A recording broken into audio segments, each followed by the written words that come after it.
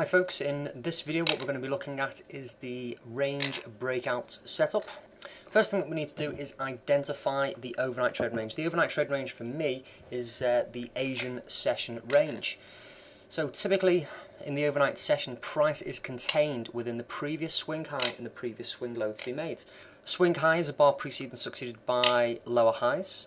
Swing low is a bar preceded and succeeded by higher lows. So that last swing low is there, and the last swing high to be made for yesterday's price action is there, and price, as you can see, was contained within the previous swing high and the previous swing low. Price is making lower highs and higher lows within that swing high and swing low. Price is range bound, so that is my overnight trading range identified. The next thing that I want to note with the range is this range at an ideal location? What I'm looking for is for price action, this range to be at the high end of the previous day's high-low range. So these solid red lines, these are the previous day's high-low, highs and lows.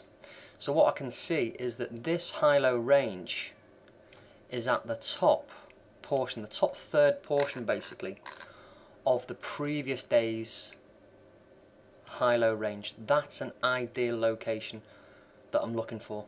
I've identified the overnight range. In this case, it's at an ideal location.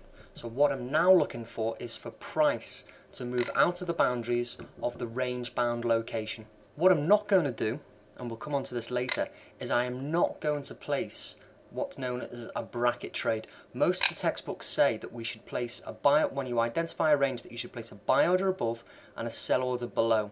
Whichever one is triggered first, the opposite order becomes your stop loss location. Other suggested stop losses are 50% of the range. So for example, you would place a buy order above, a sell order below. If the buy order was triggered, your stop loss would go up 50% of the stop size. The idea behind that is that the height of the range is your target. So if you use a stop loss of 50% of the range, then that's going to give you a 2-to-1 reward ratio. What I'm going to do though is I'm going to use this overnight trading range as a trigger into a larger movement, and ideally what I'm looking for is an average day's move. Average day's move at the moment on euro dollar is about 150 points. So that's what I'm looking to capture. My objective is to capture the main thrust move of the day. So I'm not going to follow what the textbooks say, because if it was that simple, everyone would be doing it, everyone would be making money. If trading was that simple, why isn't everyone doing it? So how can we actually, first of all, identify a trading opportunity? Well, I'm looking for price to move out of the boundaries of the range bound location. So thinking now about the three basic questions: where's price now, what's it doing, how can I get involved? If price goes up, down, sideways, what's the plan of action? First two parts of my three basic question have been answered.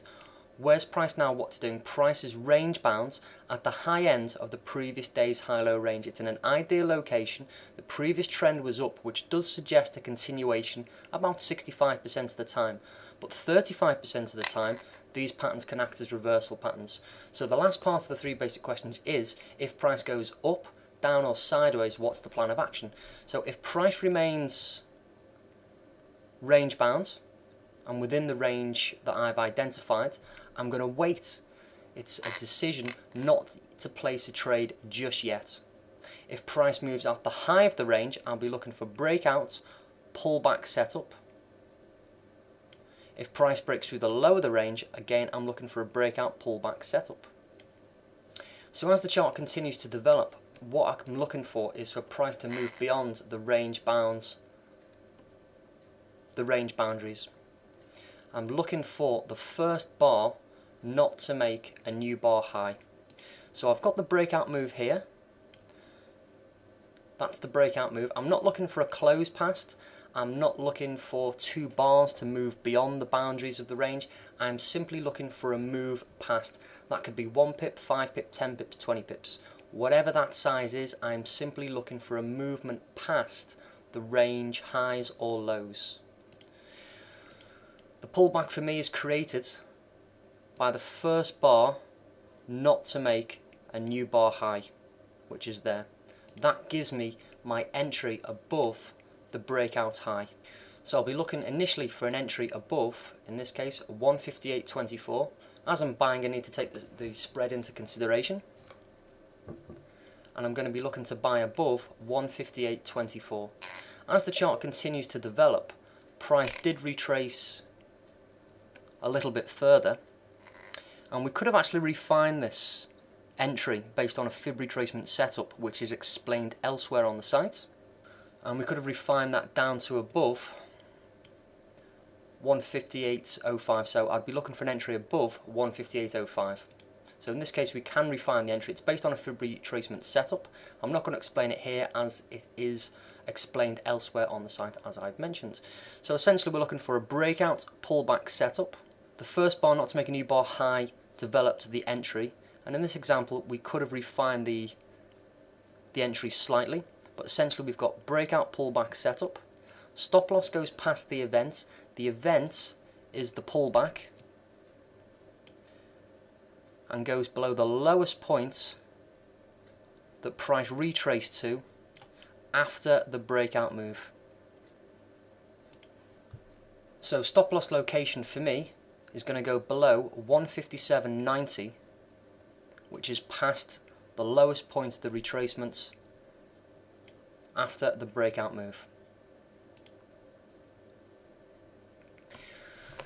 So identify the range, then wait for price to move beyond the range boundaries. That's the breakout, either up or down outside the range.